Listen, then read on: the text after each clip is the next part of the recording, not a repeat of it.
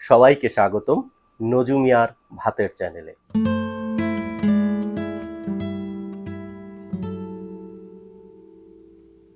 কেমন আছেন আপনারা? আশা করি সবাই খুবই ভালো আছেন। আমরাও আছি, ভালো আছি। আজকে তাহলে আমরা কি রান্না করব? আমরা অনেক সময় অনেক ধরনের রান্না করি, কিন্তু আজকে একটা একেবারে ব্যতিক্রমধর্মী রান্না আপনাদেরকে উপহার দিব। কি রান্না করব তা বলার আগে আরেকটা কথা বলি। আপনারা তো নিশ্চয়ই চুই ঝালের নাম শুনেছেন। একসময় এটা বাংলাদেশে খুব জনপ্রিয় ছিল বা পরিচিত ছিল ব্যাপারটা তা না। শুধুমাত্র খুলনা, বাগেরহাট ওই অঞ্চলটাতে মানুষরা খেত। কিন্তু এখন এখন চুই ঝাল সারা দেশে ছড়িয়ে গেছে। সারা দেশে চুই ঝাল রেস্তোরাঁ ভরে গেছে। চুই ঝাল যেমন খুলনা বাগেরহাট অঞ্চলের একটা খাবার, সেটা যেমন এখন সারা বাংলাদেশে ছড়িয়ে পড়েছে, তেমনি অনেক আঞ্চলিক খাবার আছে যেগুলো আসলে এখনো সারা বাংলাদেশের মানুষ জানে না। তেমনি আরেকটা খাবার পুনিমাল। নাম শোনেননি তো? সত্যি বলতে এই পুনিমালপি নামে যে একটা খাদ্য সামগ্রী আছে, এইটার কথা আমি ৩ বছর আগেও জানতাম না। আমার প্রিয় একজন লেখক কুং থাং, উনি মণিপুরী আদিবাসী সম্প্রদায়ের একজন মানুষ এবং শুধু যে সেই সম্প্রদায়ের মানুষ তা না, মণিপুরী আদিবাসী সম্প্রদায়ের শিল্প, সাহিত্য, সংস্কৃতি নিয়ে তিনি ব্যাপক পরিমাণ কাজ করেন এবং অনলাইনে তার প্রচুর কাজ আছে, আপনারা একটু খোঁজ করলেই জানতে পারবেন। তো সেই কুংথাং দাদার একটা ফেসবুক পোস্ট আমি পড়েছিলাম, এটা যদ্দূর মনে পড়ে 2021 সালে জুলাই মাসে।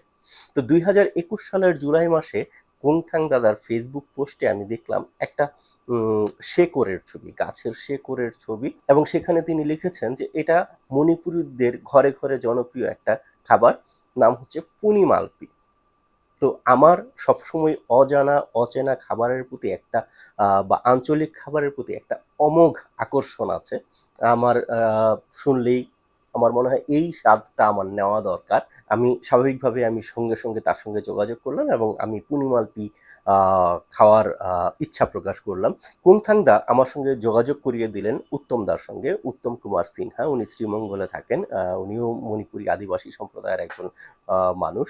তো ওনার সঙ্গে আমার যোগাযোগ হলো, কিন্তু উনিও যে ওই মুহূর্তে দিতে পারলেন তা না, কারণ এটা ওই যে বলেছি সবসময় পাওয়া যায় না। তো আমি অপেক্ষা করতে করতে করতে করতে একটা সময় আসলে সত্যি বলতে আমি নিজেই ভুলে গিয়েছিলাম এই খাবারটার কথা। হুট করে গত মাসে দাদা আমাকে ফেসবুক ইনবক্সে নক করে আমাকে জানালেন যে পুনিমালপি পাওয়া গেছে। আমি অবাক।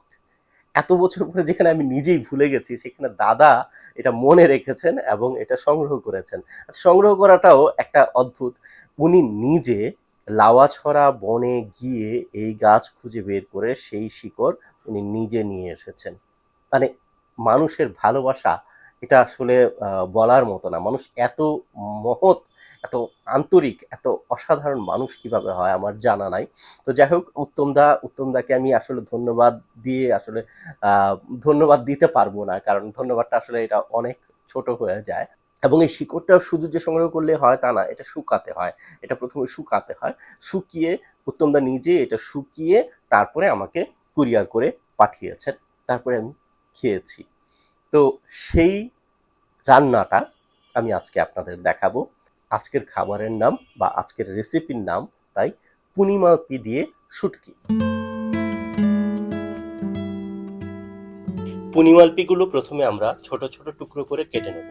আমরা আজকে যতটুকু শুটকি রান্না করব তার জন্য খুব বেশি পুনিমালপি লাগবে না, তাই অল্পটুকুই কেটে নিলাম। তারপর এগুলো খুব ভালো করে ধুয়ে নিতে হবে। যেহেতু এটা শেকড়, অনেক মাটি লেগে থাকে, তাই খুব ভালো করে ধুয়ে নিতে হবে।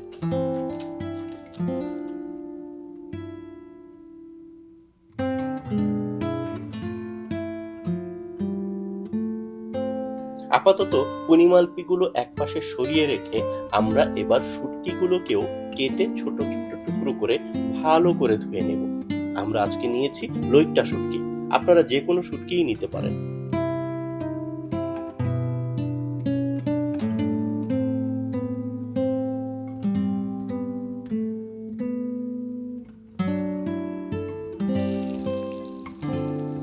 প্যানে তেল গরম করে পেঁয়াজ আর রসুন কুচি দিয়ে দেব, সঙ্গে দেব কাঁচা মরিচ ফালি করে কেটে।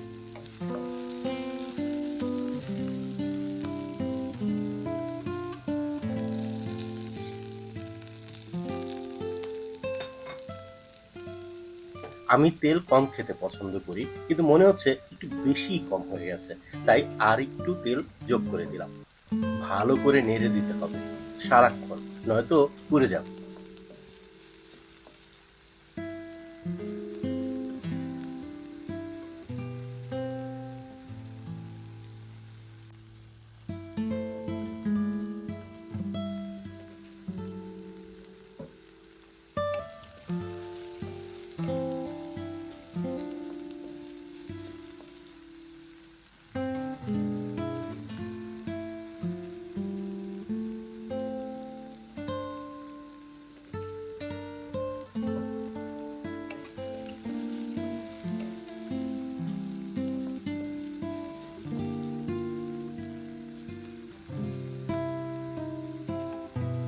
পেঁয়াজটা একটু সোনালি হয়ে এলে তাতে পানি দেবো একটু, যাতে মশলাগুলো পুড়ে না যায়। এরপর পরিমাণ মতো লবণ আর একটু হলুদ এবং মরিচের গুঁড়ো দিয়ে কিছুক্ষণ কষিয়ে নেব।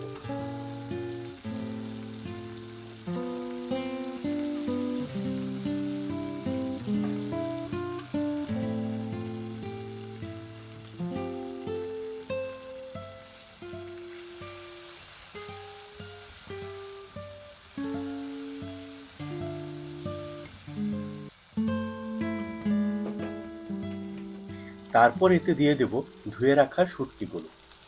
তারপর ভালো করে নেড়ে ঢেকে রাখবো সেদ্ধ হওয়া পর্যন্ত।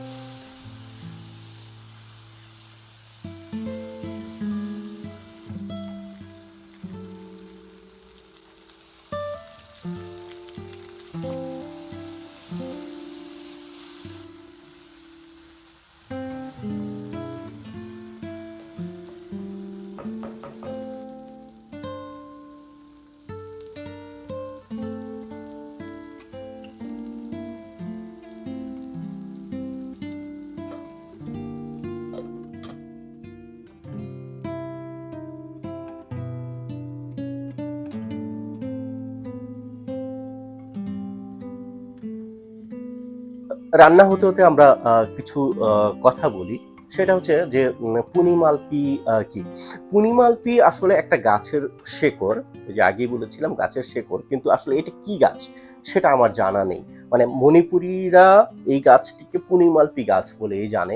কিন্তু এই নামে কোনো গাছের নাম আমার জানা নাই। আমি গুগলে সার্চ করেও এই নামে কোনো গাছ পাইনি।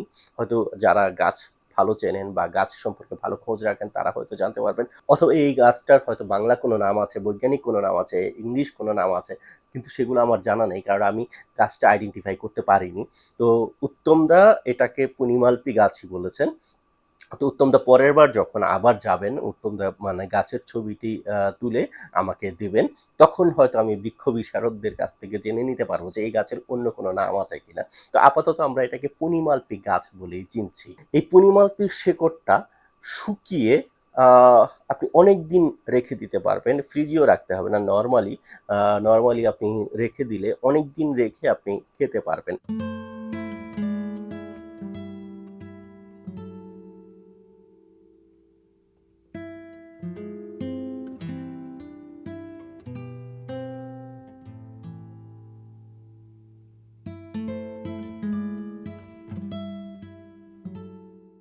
কষানো হয়ে গেলে ঢাকনা তুলে পানি ঢেলে দিতে হবে। তারপর একটু নেড়ে আবার ঢেকে রাখতে হবে পুরোপুরি রান্না না হওয়া পর্যন্ত।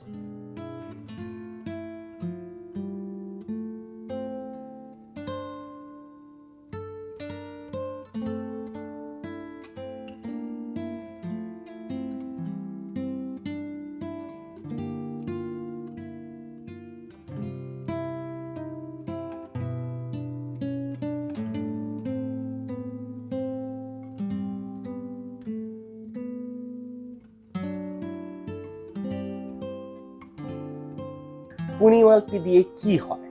কি কি রান্না করা যায়। আমি শুটকি রান্না করছি, কিন্তু আরও অনেক কিছুই রান্না করা যায়। আপনি মাংসের সাথে পুঁই মাল্পি ইউজ করতে পারবেন, মাছের সাথে, বিশেষ করে ছোট মাছের চচ্চড়ি বা ঝোল বা ভুনা খুবই ভালো লাগে। আপনি পুঁই মাল্পি সবজির সাথে ব্যবহার করতে পারবেন, আপনি খিচুড়ির সাথেও ব্যবহার করতে পারবেন। হ্যাঁ, আর খুবই উপাদেয় একটা স্বাদ হচ্ছে রং চায়ের সঙ্গে। তো আজকে আমি কেন শুটকি রান্না করছি পুঁই মাল্পি দিয়ে, অন্য কিছু না কেন মাছ, না কেন মাংস বা চা বা খিচুড়ি বা সবজি, অন্য কিছু না কেন। তো আমার মনে হলো যে পুঁই মাল্পি দিয়ে তো আমি ১০০টা রেসিপি আমি নিজে খাবো, এটা সত্য, কিন্তু পুঁই মাল্পি দিয়ে তো আমি ১০০টা রেসিপি আপনাদেরকে দেখাবো না, হয়তো একটা দুটোই দেখাবো। তো কোনটা দেখালে ভালো হয়?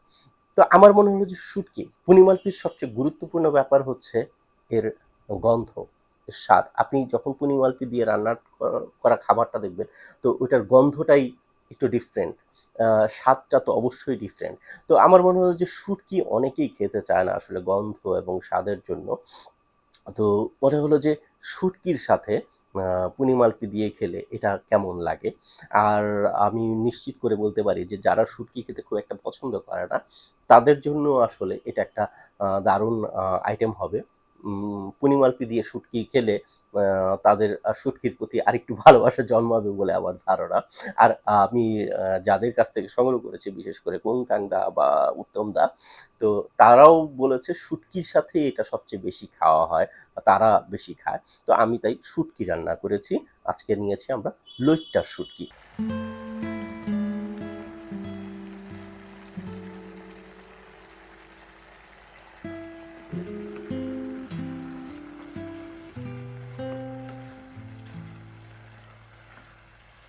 রান্নাটা যখন প্রায় হয়ে যাবে, তখন এতে দিয়ে দিতে হবে পুঁই মাল্পি।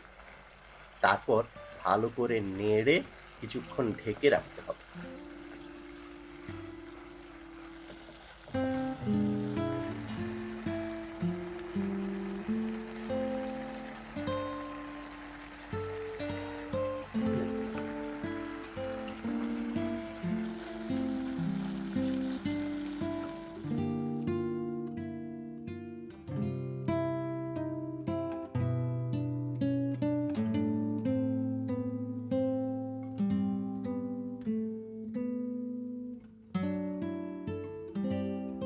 পুঁই মাল্পির স্বাদ আসলে যে না খেয়েছে তাকে আসলে বলে বোঝানো যাবে না। এটার স্বাদটা কিরকম আমি একটু ধারণা দেওয়ার চেষ্টা করি। আপনারা হয়তো অনেকেই মৌরি নামক একটা মসলা, পান মসলা, পান মসলা বলা যায়। মৌরি নামক একটা মসলার সাথে পরিচিত। সেই মৌরির স্বাদটা আপনি পাবেন, এবং এটার স্বাদটা অনেকক্ষণ পর্যন্ত আপনার জিভে, আপনার মুখে লেগে থাকবে, এবং গন্ধটাও। আপনি ধরা যাক শুটকি খেয়ে কারো সঙ্গে কথা বলতে গেলে আপনার মুখ থেকে শুটকির গন্ধের বদলে আসলে এই পুঁই মাল্পির গন্ধটা, সুমিষ্ট গন্ধটা বের হয়ে আসবে। কয়েক মিনিট পরেই চুলো নিভিয়ে দিতে পারেন। রান্নাটা শেষ হয়ে গেছে। এবার খাওয়ার পালা।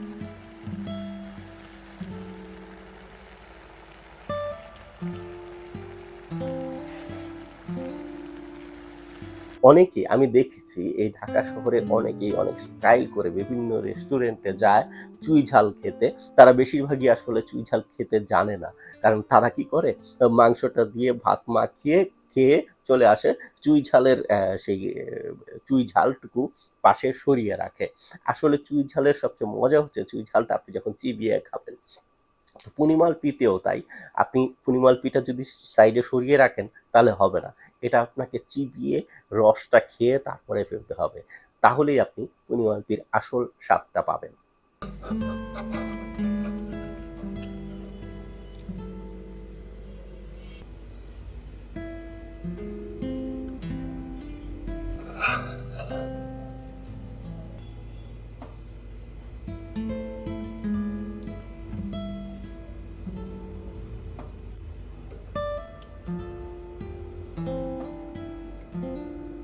আমার এখন আসলে সবকিছুতে পুঁই মাল্পি দেওয়ার, মানে পুঁই মাল্পির স্বাদটা আমার কাছে এত নতুন এবং এত ভালো লেগেছে যে আমি এখন সবকিছুতেই পারলে পুঁই মাল্পি দেই। পারলে ভাতের সাথেও দেই, যদিও দেই না।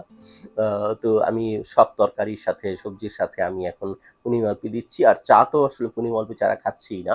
তো আমি জানি যে যদি কেউ এই ভিডিও দেখে থাকেন, তারা জিজ্ঞেস করবেন যে পুনিমালপি কোথায় পাওয়া যায়? এখন পুনিমালপি আসলে এই মুহূর্তে আমি বলতে পারবো না যে কোথায় পাওয়া যায়, কিন্তু আমি এটুকু নিশ্চয়তা দিতে পারি, কারণ দাদার সাথে আমার কথা হয়েছে। দাদা, কারণ আমার নিজেরই আসলে আরও লাগবে। তো উত্তম দা হয়তো একটা উদ্যোগ তৈরি করছেন, একটা উদ্যোগ নিচ্ছেন, যে পুনিমালপি এবং আরও কিছু মণিপুরি রসদ সারা দেশে অনলাইন ডেলিভারির মাধ্যমে নেওয়ার। তো আমরা সেই অপেক্ষায় থাকবো। নজুমিয়ার ভাতের চ্যানেলের পক্ষ থেকে আপনাদের সবাইকে ভালোবাসা। ভালো থাকবেন।